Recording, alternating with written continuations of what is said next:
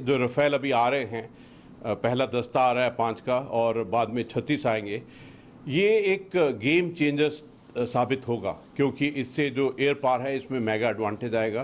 देखिए, ये जो एयरक्राफ्ट हैं ये कॉम्बैट रेडी हैं, बैटल में टेस्टेड हैं, ट्राइड हैं, इनको अफगानिस्तान, सीरिया, लीबिया में टेस्ट किया जा चुका है।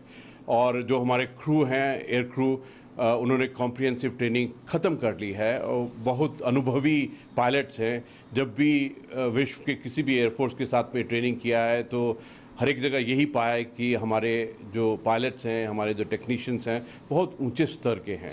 देखिए, ये जो राफेल एयरक्राफ्ट है, इससे जो इसकी काबिलियत है वो बहुत अनोखी है।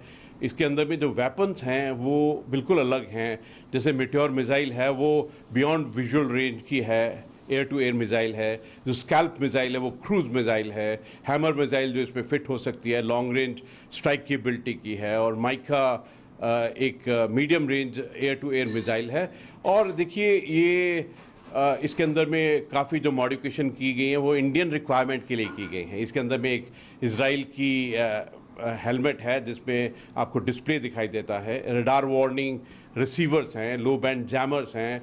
और सबसे बड़ी बात यह है कि ये ओमनी रोल के लिए इस्तेमाल किया जा सकता है। कहने का मतलब यह है कि पहले हम बात करते थे मल्टी रोल की, स्विंग रोल की, लेकिन ये ओमनी रोल के लिए है। और इसकी जो खूबियां हैं, जिस प्रकार एजिलिटी और स्पीड है, वेपन होल्डिंग केबिलिटी है और attack capability, climb rate, turn performance, तो अगर आप पूरे से देखें तो ये हमारी जो एयरफोर्स की जो क्षमता है उसमें एक बहुत बड़ी बढ़ोतरी लाने वाला है।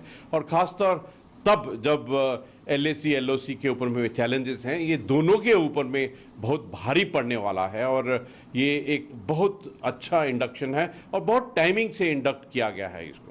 सर, आपसे इंडक्ट किया गया है, कांग्रेस ने फिर से सवाल खड़े कर दिए हैं राफेल के परचेज को लेकर। आपको लगता है कि उनका राइट है सवाल खड़े करना, या ये सही समय है सवाल खड़े करने के लिए? देखिए, पॉलिटिकल पार्टीज आपस में इंटरनल पॉलिटिक्स में क्या बोलती हैं इसके ऊपर मैं कमेंट नहीं करूंगा, लेकिन एक बात अवश्य है कि जो भारत की सुरक्षा का मामला है उसके अंदर में राफेल का एंटर होना, इतनी काबिलियत लेके आना, आप देखिए उसकी करेक्टरिस्टिक्स क्या हैं, केबिलिटीज क्या हैं, किन किन रोल में इस्तेमाल हो सकता है। और LOC और LAC दोनों के ऊपर में क्या कमाल मचाएगा, किस प्रकार से एक पलड़ा भारी करेगा, किस प्रकार से एक एडवांटेज मिलेगा, किस प्रकार से एक गेम चेंजर होगा।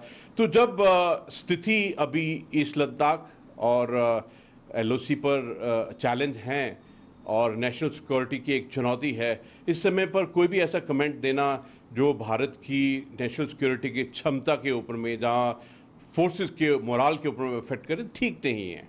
Rafale fighter jet Indian air force के इन्वेंट्री में आ गया है। ये एक ऐतिहासिक क्षण है, ये गर्व का समय है पूरे इंडियन एयरफोर्स के लिए, पूरा आर्म्ड फोर्सेस के लिए और पूरे देश के लिए।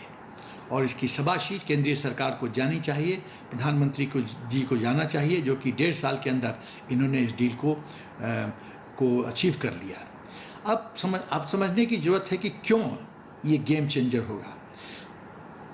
Rafale fighter jet best fighter jet है वर्ल्ड में, विश्व में।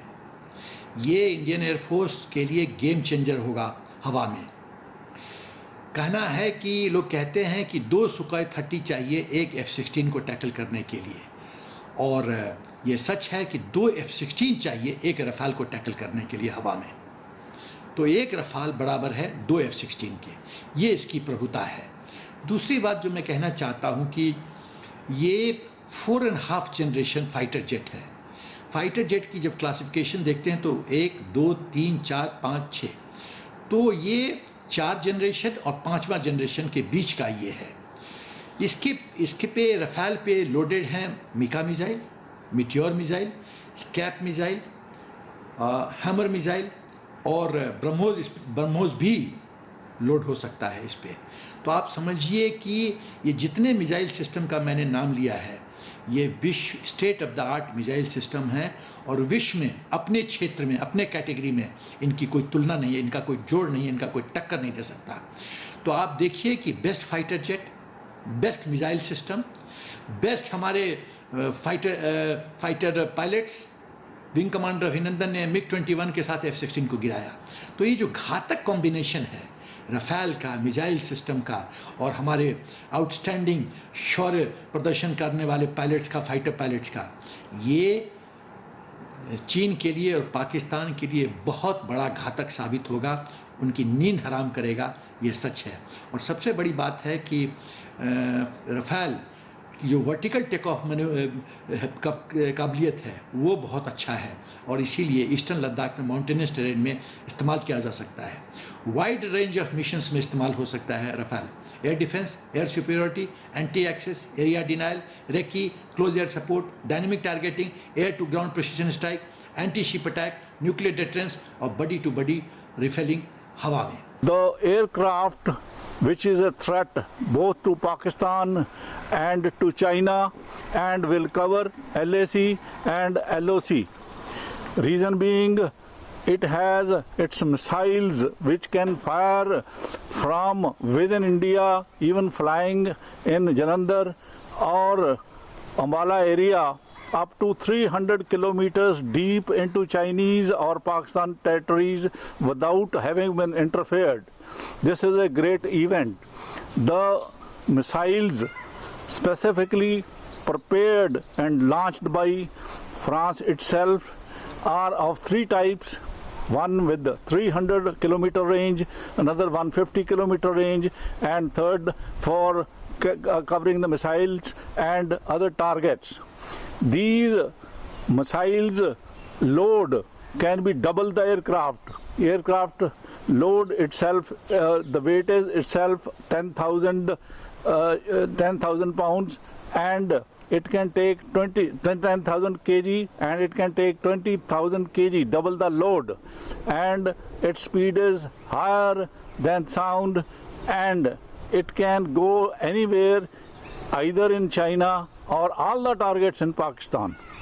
Hence, specifically when China is refusing to go back and de-escalate the situation, despite saying this, not practically doing it, this requirement of interference with its air, which it has been now trying, especially from Pakistan POK area, and threatening us, we will be able to give him a befitting reply whenever he is coming into our area, or even otherwise we can kill him within their own territory.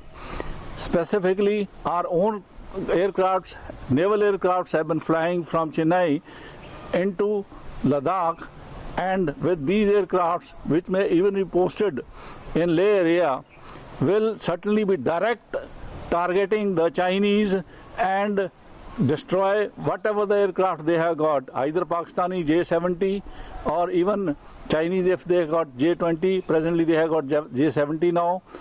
They are within the killing range, and nowhere can be compared to Indian aircrafts, especially even the Su-30 also. Because we have got Su-30 Mark 1, we have also MiG-29, we have got other aircrafts which are available to us, but the most important being now is Rafale, which is a great achievement for India and a great day for India.